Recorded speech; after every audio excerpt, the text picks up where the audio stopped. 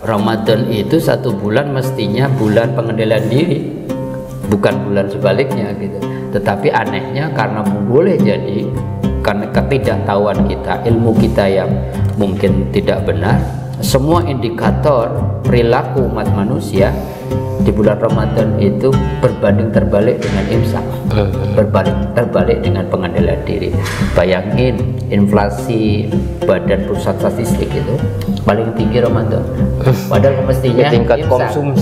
Konsumsinya tertinggi, fashion itu tertinggi. Puasamu nggak boleh berhenti dari puasa jasadi saja, nggak makan nggak minum dari terbit fajar sampai terbenam matahari, tapi bagaimana kita lanjutkan puasa kita menjadi puasa nafsani.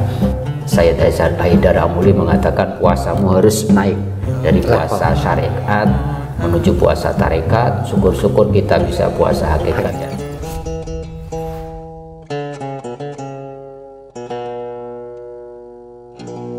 Assalamualaikum warahmatullahi wabarakatuh. Kita berjumpa kembali di channel Tauhid Cinta. Kali ini kita akan membahas mengenai 1001 tentang Ramadan dan puasa, atau biasa kita sebut A sampai Z tentang Ramadan dan puasa. Apa itu Ramadan dan apa itu puasa? Kenapa kita harus berpuasa? Apa manfaat puasa? Kenapa di bulan Ramadan? Dan apa keutamaan-keutamaan dari bulan Ramadan dan puasa itu sendiri. Saya setelah ditemani oleh Ustadz Mukhlisin Aziz, beliau adalah pembina di channel Tauhid Cinta ini dan juga dosen di Institut Ilmu Al-Quran atau IKI. Assalamualaikum Ustadz. Assalamualaikum warahmatullahi wabarakatuh. Ini kan puasa luar biasa sekali ya Pak Ustadz ya. Ya kita diminta untuk puasa sebulan penuh di bulan Ramadan, 11 bulan yang sebelumnya gitu ya, kita boleh makan apa saja, boleh ngapain aja, tapi ini khusus untuk bagaimana kita menggempa diri kita untuk bagaimana menjadi lebih baik lah kira-kira gitu ya. Nah sebenarnya apa sih puasa itu dan kenapa kita harus berpuasa dan kenapa harus di bulan Ramadan Pak Ustaz? Terima kasih Mas Rifki. Bulan Ramadan ini kan bulan ke-9 ya. Ini kita biasanya ngitung dulu nih, mulai dari Muharram, bulan ke-9 di bulan kalender Hijriah, bulan yang agung, bulan yang istimewa, karena salah satunya di bulan itu, bulan ini terkenal dengan Syahrus Syiyam, bulan di dalamnya kita diperintahkan untuk berpuasa. Dan yang menarik Mas Rifki, puasa ini ternyata tradisi syariat, bukan hanya agama Islam kan, gitu. Ini dinyatakan Al-Quran bahwa kutiba alaikumusiyam kama kutiba alal ladzina min qablikum. Jadi memang tradisi syariat nabi-nabi sebelum Nabi Muhammad ini juga sudah diperintahkan untuk puasa, menunjukkan puasa ini memang penting ya. Nah, pertama kita bicara tentang puasa. Puasa itu imsak. Nah, puasa itu bukan tujuan. Puasa itu alat, yaitu media yang ditawarkan Allah agar kita bisa imsak, untuk latihan mengendalikan diri kita, mengendalikan nafsu kita. Karena kalau kita mau jujur Mas Rifki, segala kerusakan di muka bumi itu cuma satu kesimpulannya, betapa kita tidak bisa mengendalikan diri ya. Karena serakah, apapun, keluarga kalau nggak ada pengendalian dirinya ke pengadilan agama gitu. Di jalanan kalau nggak ada pengendalian diri gitu, lampu merah pun dianggap hijau gitu. Dan semuanya, korupsi itu kan sebenarnya proses bagaimana seseorang tidak bisa mengendalikan diri atas rezeki yang sesungguhnya telah ditetapkan Allah gitu, dan tidak mengambil hak orang. Maka puasa adalah satu metode yang ditawarkan Allah agar kita 11 bulan kan biasanya remnya sudah mulai nggak pakem, sudah blong gitu ya. Segala kerusakan, segala apa ya, kedoliman di muka bumi ini, kemudian Allah menarik kita, menawarkan kita, ayo Anda yang sudah tidak bisa mengendalikan diri, bahkan dikuasai oleh nafsu, menjadikan nafsunya sebagai Tuhan, ayo dibalik gitu ya. Bagaimana kita bisa menjadi manusia yang unggul, manusia yang memang diberikan nafsu, tetapi nafsu kita kendalikan, kita bisa mengendalikan diri itu. Maka asyamu wa imsak, puasa itu intinya adalah pengendalian diri. Oleh karenanya jadi semacam mericas ya. Ya betul, semacam mericas. Dan apa yang disampaikan oleh Sayyid Hussein Nasr itu menarik. Jadi inti ibadah puasa kata beliau adalah ujung pedang pengendalian diri kita, yang mestinya semakin hari pertama, kedua, ketiga dan seterusnya itu harus semakin tajam untuk siap memotong keinginan hawa nafsunya. Agar apa? Agar kita dimuliakan, agar manusia itu kan walaqad karomna bani Adam, kita telah dimuliakan oleh Allah sebagai anak cucu Adam, bahkan kita bisa melesat melebihi kualitas malaikat kalau bisa mengendalikan diri. Oleh karenanya memang puasa tidak boleh sekedar mengendalikan dari makan dan minum gitu. Cak Nur kan menarik mengatakan bahwa puasamu nggak boleh berhenti dari puasa jasadi saja, nggak makan nggak minum dari terbit fajar sampai terbenam matahari, tapi bagaimana kita lanjutkan puasa kita menjadi puasa nafsani, puasa bisa mengendalikan diri kita, ego kita, nafsu kita yang memang itu memang nggak pernah puas kan. Maka Rasulullah kan menganjurkan kita doa, Allahumma inni a'udzubika min nafsil la tashba, ya Allah saya mohon perlindungan kepadamu dari nafsu yang tidak pernah merasa cukup. Maka puasa nggak boleh sekedar syariat. Sayyid Haidar Amuli mengatakan puasamu harus naik dari puasa syariat menuju puasa tarekat. Syukur-syukur kita bisa puasa hakikat dan puasa marifat. Itu salah satu saya kira ya, salah satu kira-kira hal yang terpenting ketika kita bicara tentang puasa. Yang menarik sekali Mas Rifki tadi menanyakan tentang istimewanya Ramadan gitu. Imam Ash-Shawqani itu mengatakan begini, bulan ke-9 ini dinamakan Ramadan karena ada dua hal. Pertama, lisyiddati Ramadan, gara-gara di bulan Ramadan, bulan ke-9 dulu itu di tanah Arab itu panas mulai luar biasa, dan itu terbukti sampai hari ini aja. Nanti menjelang puasa itu sudah di atas 40 gitu, panas sekali, panas sekali. Tetapi ada yang mengatakan lebih batin, panas itu dalam arti membakar. Bulan Ramadan itu bulan Allah menawarkan dosa-dosa kita dibakar dan kemudian diganti dengan segala kebaikan. Maka kan Rasulullah mengatakan di bulan Ramadan itu tuftahu abwabul jannah. Jadi pintu-pintu surga, pintu-pintu untuk melakukan kebaikan dibuka lebar-lebar, ya, wa tuhlaku abwabul jannah, abwabul jahannam, dan pintu-pintu neraka ditutup. Bahkan waktu golu syayatin, setan-setan kemudian dirantai. Untuk apa? Artinya Ramadan ini bulan yang luar biasa, kondusif kita untuk melakukan banyak kebaikan. Tapi yang menarik, Imam Ash-Shawqani mengatakan Ramadan dinamakan Ramadan bulan ini karena di bulan ini ada satu amalan, yang amalan ini tidak ada gambarannya di Al-Quran maupun Sunnah pahalanya, Mas Rifki. Yang lain-lain itu kan sedekah pahalanya 10 kali lipat sampai 700 kali, haji yang mabrur pahalanya surga dan sebagainya. Tapi kalau puasa 13 kali diulang dalam Al-Quran dan kemudian hadis Nabi yang kita baca itu nggak ada ceritanya tentang pahala puasa secara rinci. Untuk apa? Untuk menunjukkan bahwa pahala puasa ini lebih dari itu, bighairi hisab gitu ya. Jadi tanpa batas. Bahkan Allah sendiri mengatakan kullu amalu bani Adam lahu illa shaum kan. Setiap amal anak Adam itu bagi dia kecuali puasa. As-saumuli kata Allah. Jadi puasa itu khusus untuk kuwana zibi, dan saya akan membalasnya langsung dengan balasan bighairi hisab. Tidak boleh ada gambaran karena saking besarnya. Sehingga para ulama mengatakan pahala puasa itu diidentikan dengan puasa dengan pahala sabar. Karena sama-sama nggak ada batasnya. Sabar itu nggak boleh, sabar kan ada batasnya Pak Ustaz. Enggak, karena pahalanya bighairi hisab. Itu saya kira yang menarik. Dan puasa ini menarik, selain dia tidak ada gambaran pahalanya karena saking besarnya, saya menemukan satu satu pendapat yang mengatakan kita nanti kalau kita ibadah hablum minallah itu kan dapat pahala. Nanti ketika kita di akhirat, ketika kita masih punya dosa-dosa yang berhubungan dengan hak anak Adam, itu kan pahala ibadah kita diambil oleh Allah, diberikan kepada orang yang kita berbuat dosa itu untuk menutupi. Salah satu yang tidak diambil pahalanya itu pahala ibadah puasa. Jadi nggak bisa muflis secara hakiki karena kebangkitan kita masih tersisa pahala ibadah puasa itu. Jadi intinya kalau kita mau sederhanakan, Ramadan ini istimewa, ada puasa di situ juga amalan yang istimewa, amalan yang langsung ini persembahan kita untuk Allah dan latihan kita untuk imsak. Bagaimana kita bisa mengendalikan diri kita sehingga kita menanglah puasa nanti, kita sudah bisa mendrive nafsu kita kita ajak untuk segala kebaikan, mendekatkan diri kepada Allah. Kira-kira gambarnya gitu lah, Mas Bagia. Ya kan banyak penelitian mengenai manfaat puasa ya. Ya khususnya misalkan kalau dalam ilmu kesehatan ya untuk tubuh dan fisik kita gitu. Tapi juga kan manfaatnya sebenarnya bukan hanya fisik gitu, tapi juga emosi, spirit, bahkan spiritual gitu. Nah, bisa dijelaskan lebih jauh Pak Ustadz ya kenapa kita harus berpuasa dan apa sebenarnya sih manfaat puasa bagi apa dalam berbagai dimensi tadi itu? Ya, makanya ini kan bukan syariat Nabi Muhammad saja, karena memang universal ya. Ini satu media yang ditawarkan Allah.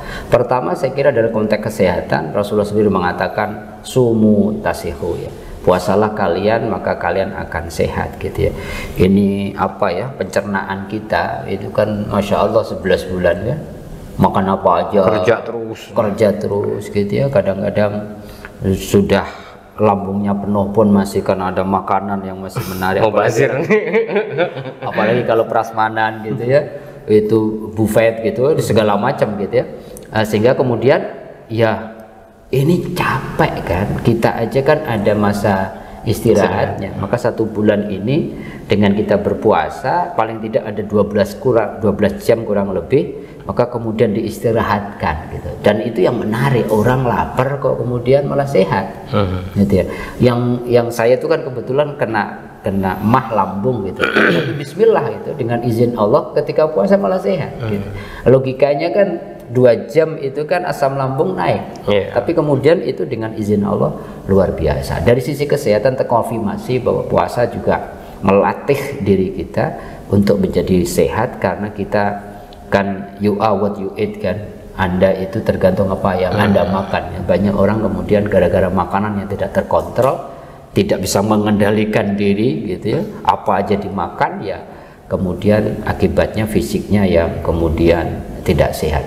Yang kedua, saya kira tadi Mas Revi mengatakan puasa itu salah satu yang fisikal aja kan, latihan menahan lapar, menahan haus gitu. Puasa itu melatih kita untuk punya empati ya, punya solidaritas sosial. Bagaimana merasakan ya Allah lapar itu kayak gini ya, ya Allah tuh haus tuh kayak gini, walaupun sekedar beberapa jam kok luar biasa. Padahal di luaran sana ada saudara-saudara kita itu yang sepanjang tahun berpuasa ya, bukan karena ingin berpuasa, tapi kondisi yang membuat mereka tidak ada makanan dan minuman untuk berpuasa. Maka puasa harus melahirkan jiwa apa ya, jiwa kita punya empati, kita bisa merasakan lapar itu kayak apa, sehingga kalau ada saudara-saudara kita yang membutuhkan makanan dari kita gitu ya, minuman dari kita, maka di dalam bulan Ramadan ini kita dianjurkan betul gitu ya, untuk membagi buka kepada yang berbuka, untuk berbagi makan sahur. Bahkan Rasulullah itu dikatakan karena Rasulullah SAW ajwadun nas.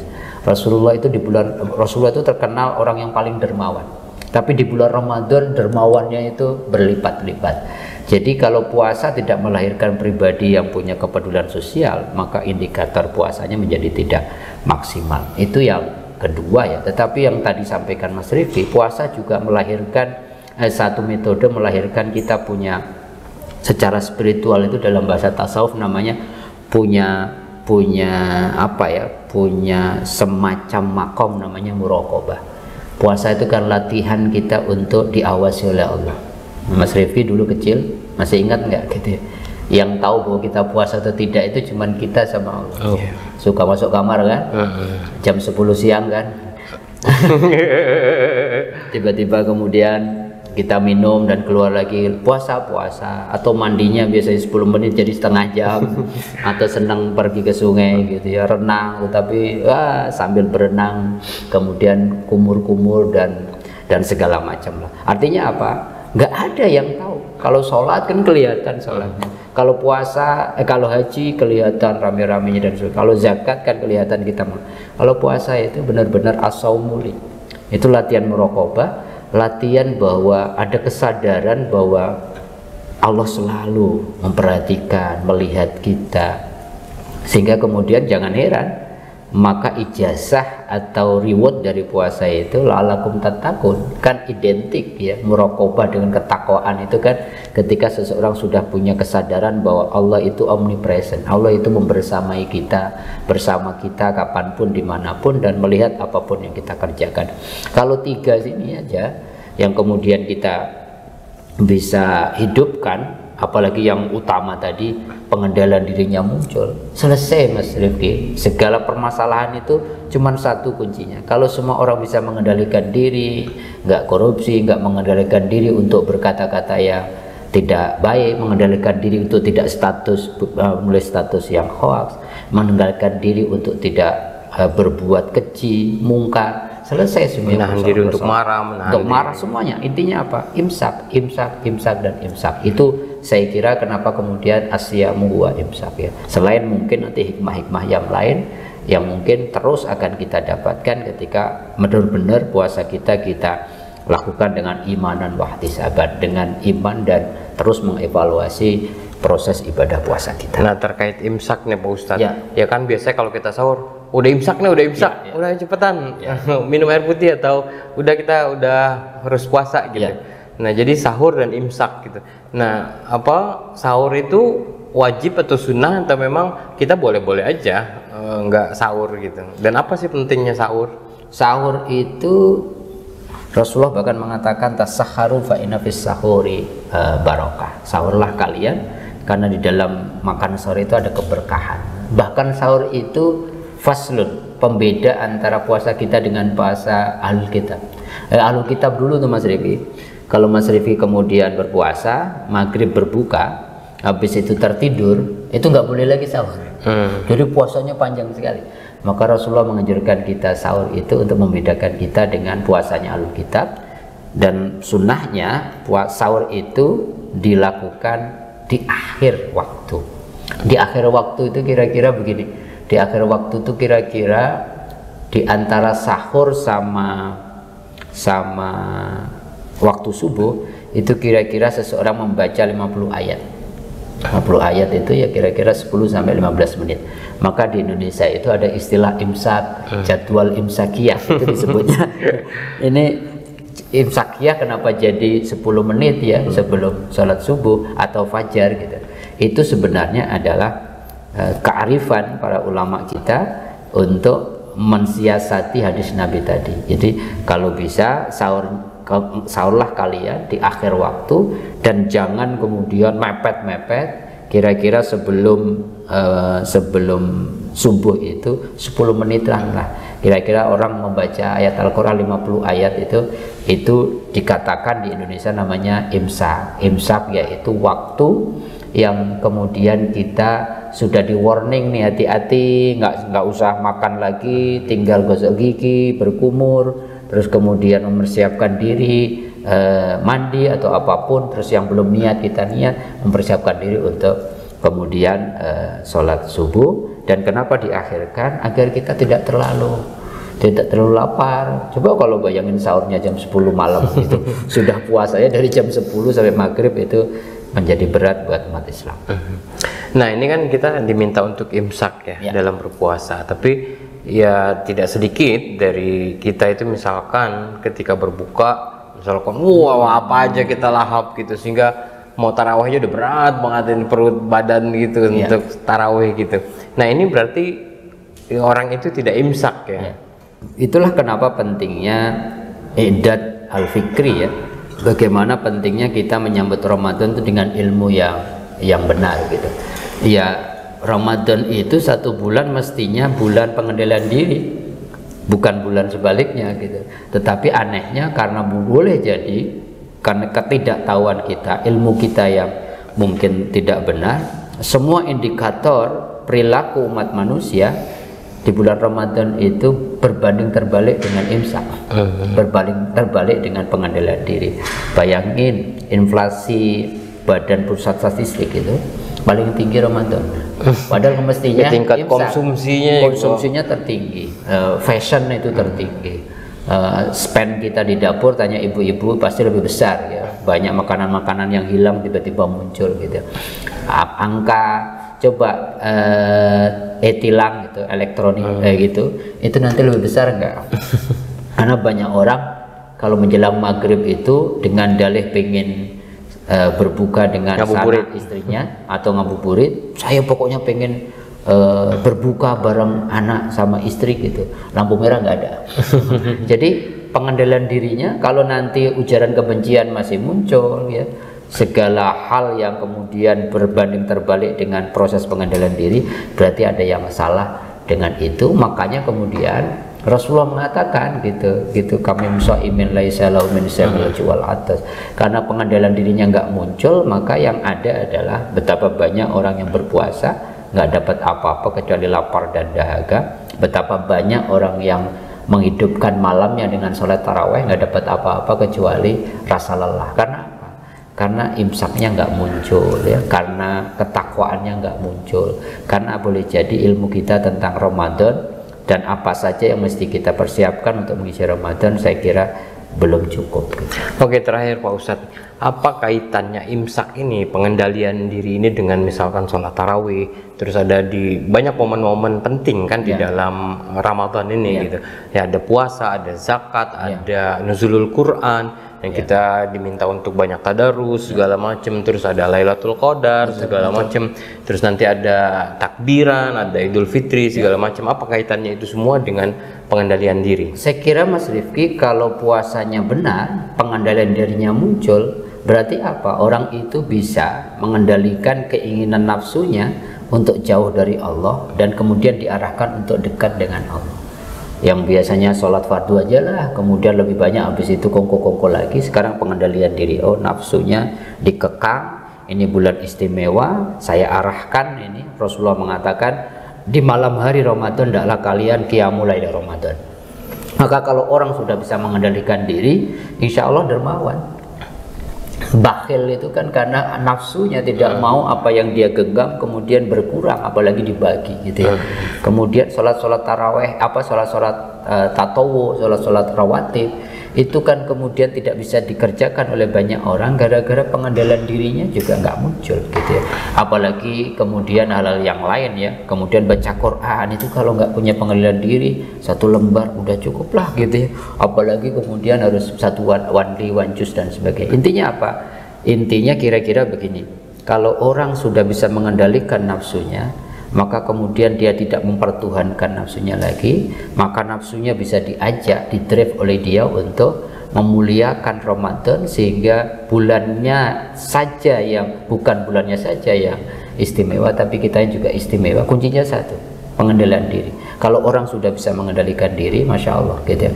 Bukankah kemudian jihad terbesar itu kan jihad nafs, bagaimana kita berjuang memaksimalkan segala potensi yang Allah berikan, yaitu berjihad melawan nafsu. Orang yang menang maka disebut nanti hari kemenangan kan, Idul Fitri itu. Karena apa? Kita sudah bisa menundukkan nafsu kita, kita ajak nafsu kita sudah nafsul mutmainnah gitu, sehingga kemudian dipanggil Allah nanti, tidak hanya nanti ketika kita wafat, tapi di akhir Ramadan sudah dipanggil tuh jiwa-jiwa yang bersih, yang terampuni dosa-dosanya, seperti bayi baru lahir dari rahim ibunya. Idul Fitrinya itu hari kemenangan. Kemenangan siapa? Bukan kemenangan kemudian yang punya uang untuk THR, bukan kemenangan yang bisa mudik, tapi kemenangan siapapun yang bisa mengendalikan diri lewat ibadah yang paling utama dalam bulan Ramadan, yaitu puasa. Kira-kira itu. Oke, terima kasih Ustadz. Ya, semoga ya kita saat bulan puasa ini ya bisa melakukan imsak, pengendalian diri, baik itu dalam bentuk apa secara fisikal gitu maupun secara emosi, menahan marah, menahan emosi, juga secara spiritual ya sehingga puasa kita lebih bermakna dan lebih berkualitas, dan kita menjadi individu-individu yang kembali kepada fitri, yang bersih kembali di bukan cuma baju kita yang putih, tapi juga kita sudah seperti bayi yang tabula rasa, yang bersih. Ya, terima kasih atas partisipasinya. Terima kasih Pak Ustadz. Semoga bermanfaat buat kita semua. Selamat menjalankan ibadah puasa. Semoga kita sama-sama bisa berpuasa dengan berkualitas dan bermakna. Wassalamualaikum warahmatullahi wabarakatuh.